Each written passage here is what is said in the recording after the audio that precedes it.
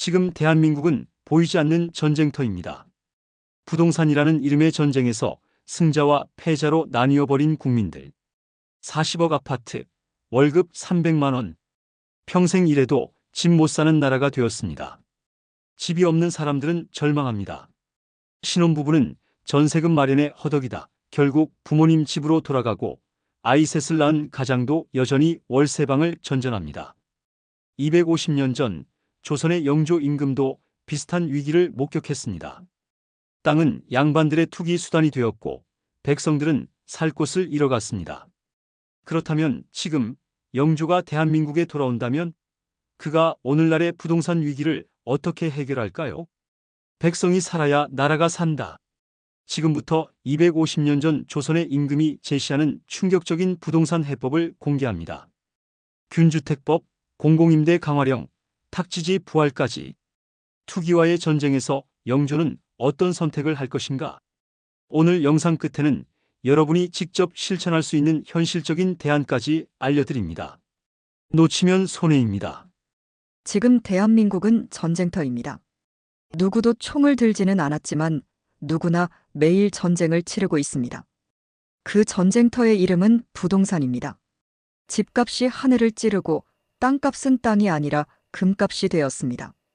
강남 아파트 한 채는 40억을 넘기고 서울을 벗어나도 전셋값이 억 단위를 넘습니다.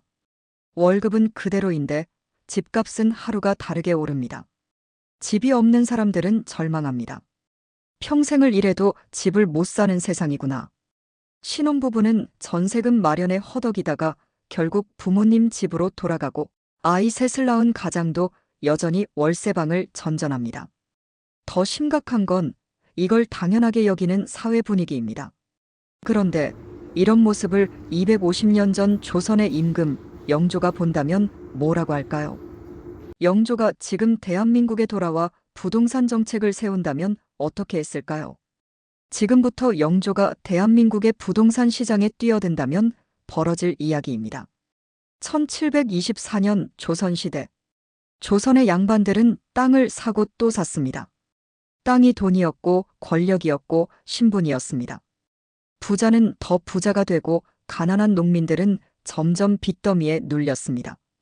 아이를 팔고 심지어 스스로 노비가 되어야만 생존이 가능했습니다. 땅 가진 자들은 세금을 내지 않았습니다. 세금을 내는 건 땅이 없는 농민들이었습니다. 나라의 재정은 고갈되고 민심은 흉흉했습니다. 그때 영조가 왕위에 올랐습니다. 그는 민심을 읽었습니다. 백성이 살아야 나라가 산다. 그리고 과감하게 개혁의 칼을 빼듭니다. 영조는 균역법을 도입합니다. 군포라고 불리는 군사세를 반으로 줄였습니다. 원래 군포는 집집마다 남자 어른 한 사람당 매년 2필의 옷감을 나라에 바치는 것이었습니다.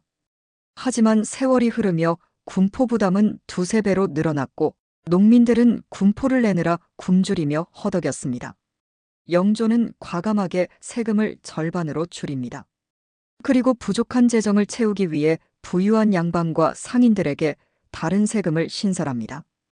염세, 소금세, 선박세 등 새로운 세금으로 국고를 채웠습니다. 쉽게 말하면 다주택자와 자산가에게 세금을 더 걷고 서민의 부담을 덜어준 겁니다. 그 결과 백성들은 숨통이 트이기 시작합니다. 세금이 줄자 농민들은 농사를 짓고 아이를 키울 여유가 생겼습니다.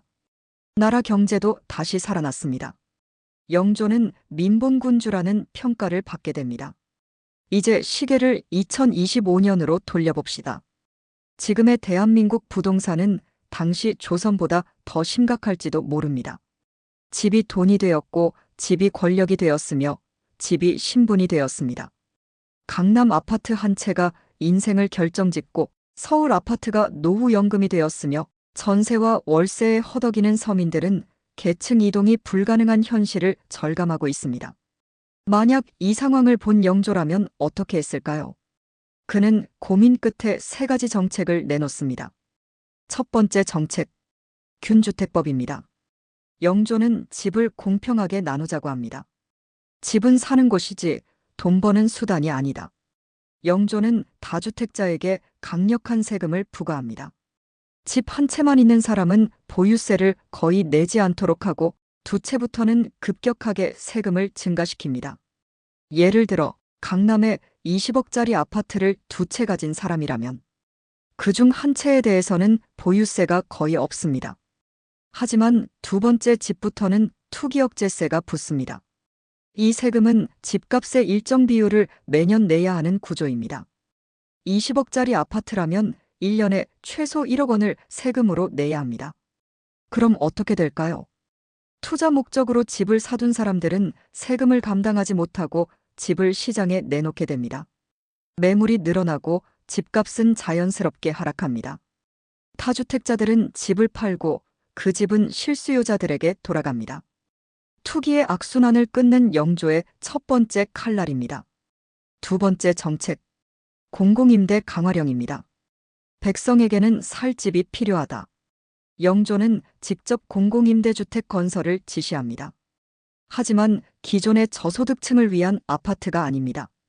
중산층도 입주할 수 있는 품질 좋은 공공임대입니다. 영조는 말합니다. 왜 백성은 싸구려 아파트에 살아야 하는가? 그래서 강남에 짓는 아파트와 똑같은 자재로 똑같은 품질로 공공임대를 짓습니다. 이미 오스트리아 빈에서는 전체 주택의 40%가 공공임대입니다. 그곳에서는 변호사, 의사 같은 전문직도 공공임대에 삽니다. 왜냐하면 품질이 좋고 가격은 저렴하기 때문입니다. 영조는 이런 모델을 대한민국에 적용합니다. 공공임대가 늘어나면 사람들은 굳이 비싼 집을 사지 않아도 됩니다. 살기 좋은 집이 많아지면 주거 안정은 자연스럽게 따라옵니다. 전세 사기, 월세 폭등, 그런 건 사라지게 됩니다. 세 번째 정책, 탁지지 부활입니다. 조선시대 탁지지는 나라 살림을 총괄하는 기관이었습니다. 영조는 이 기관을 다시 만들자고 주장합니다. 부동산 정책, 세금 정책, 금융 정책을 하나로 묶어 일괄적으로 처리합니다. 현재 대한민국은 국토교통부, 기획재정부, 금융감독원 등이 따로 움직입니다.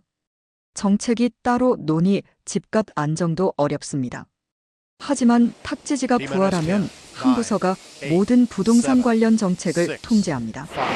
공급, 세금, 금융 모두 통합적으로 조율됩니다.